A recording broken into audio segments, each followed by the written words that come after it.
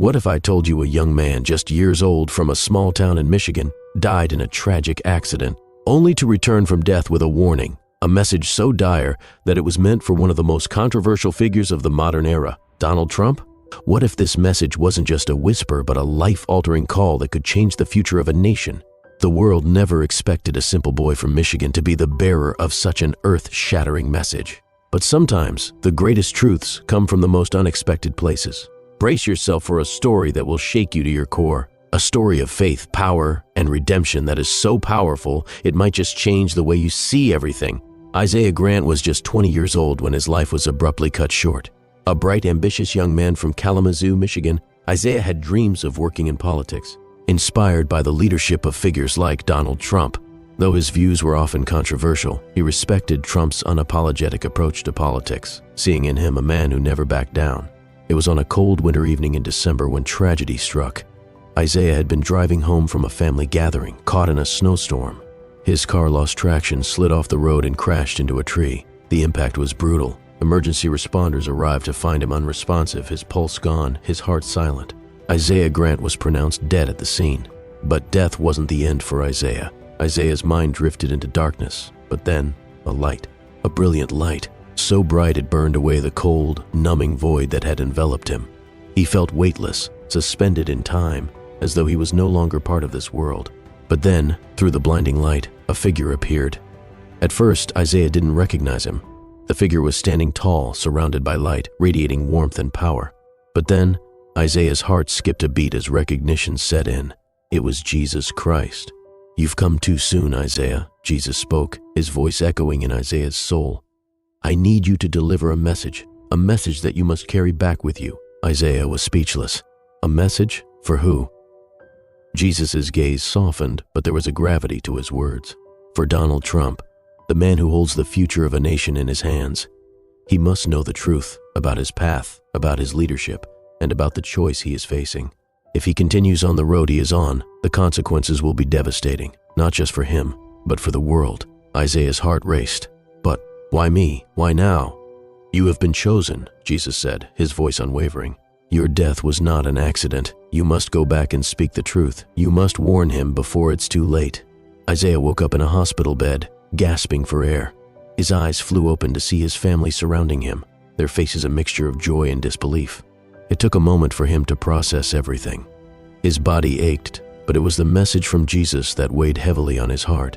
He had been dead. He had been sent to the afterlife, but now he was alive again, with a purpose that he could not ignore.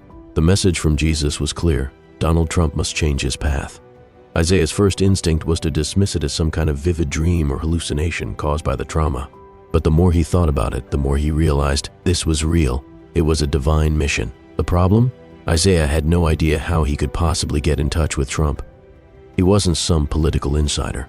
He wasn't a famous public figure. How was a 20-year-old boy from Michigan supposed to reach one of the most powerful men in the world? Isaiah tried everything. He reached out to anyone who might have a connection to the Trump administration, from local politicians to social media influencers. He even sent letters and messages online, telling anyone who would listen that he had been sent with a message from Jesus. Of course, no one took him seriously. Who would?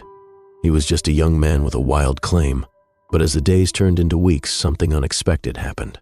Isaiah's story began to spread. He was invited to appear on local news outlets.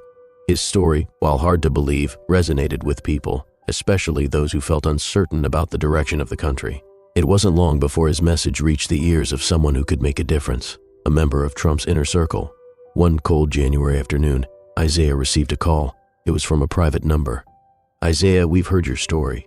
I don't know if it's true, but Mr. Trump wants to meet with you." Isaiah arrived at Mar-a-Lago, Trump's lavish estate in Florida, unsure of what to expect.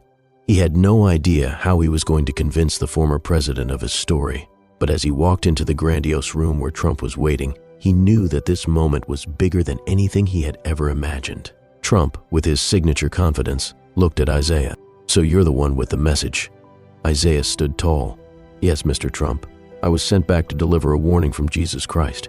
You're on a dangerous path. Your leadership, your rhetoric, it's dividing the nation. It's fueling anger, hatred, and destruction. If you don't change, if you don't choose humility and empathy, the consequences will be dire." Trump raised an eyebrow, his expression unreadable. "You expect me to believe that?"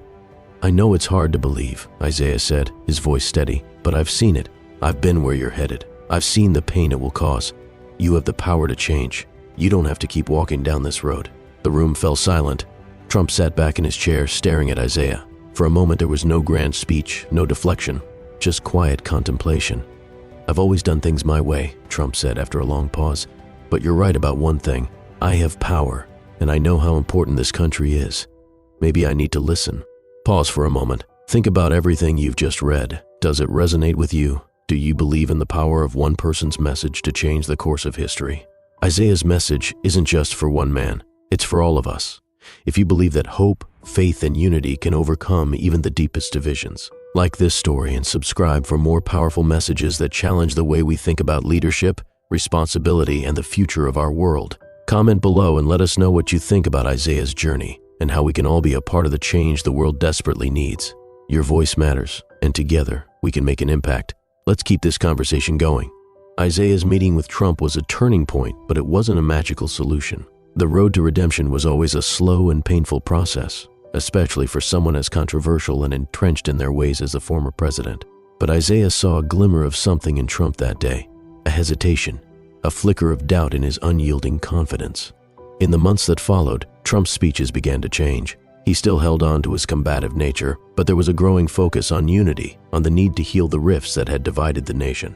He spoke less about winning and more about coming together, acknowledging the frustrations of ordinary people on both sides of the political spectrum.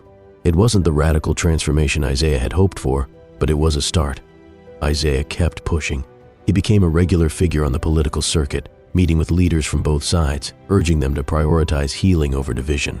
His message was simple. The country needed its leaders to be compassionate, empathetic, and self-reflective. But Isaiah wasn't just talking about politics. He was talking about the values that would guide humanity into the future. As Trump's rhetoric softened, his policies began to shift. Though he remained staunch in some areas, there was a noticeable difference in the way he addressed the public. His tone became more measured, less about us versus them, and more about what's best for everyone. People began to take notice, not just his supporters, but his critics too. It wasn't just Trump who changed. The country seemed to be transforming. The divisions between political parties began to feel less like an unbreachable chasm and more like a dialogue. Small shifts in leadership, at both local and national levels, began to mirror what Trump had started. There were calls for unity, for truth, and for humility. Isaiah continued to use his platform to advocate for these changes, meeting with political leaders, clergy, and activists. His focus was always on one thing: humanity. He spoke about the importance of putting people first, of taking the time to listen, to understand, and to heal. It wasn't just about political success, it was about moral responsibility. Years passed, and Isaiah Grant became a living legend. His story of dying and returning with a message from Jesus Christ continued to inspire millions. But Isaiah wasn't just famous for his miraculous return from the dead. He was known for his relentless pursuit of peace, unity, and compassion. His work wasn't done in grand speeches or viral moments. It was done in quiet meetings, in the hearts of individuals, and in the transformation of communities. The nation, while still divided in many ways, was more connected than it had ever been. People didn't always agree on politics or policy, but they had learned to respect each other again. They had learned that, at the end of the day, the pursuit of justice, the call for peace, and the desire for a better world were far more important than partisan differences. Trump, though still controversial in many circles, became a symbol of the possibility of change. His later years were marked by public acknowledgement of the power of faith and the need for humility in leadership.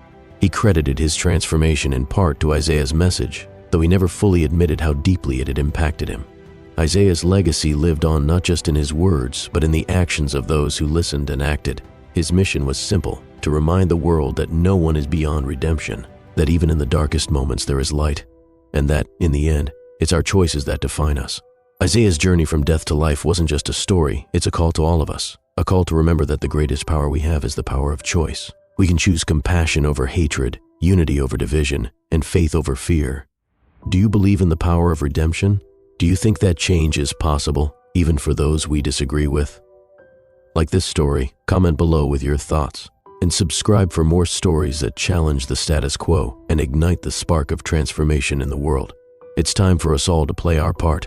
Together, we can change the world just like Isaiah did. Will you join the movement?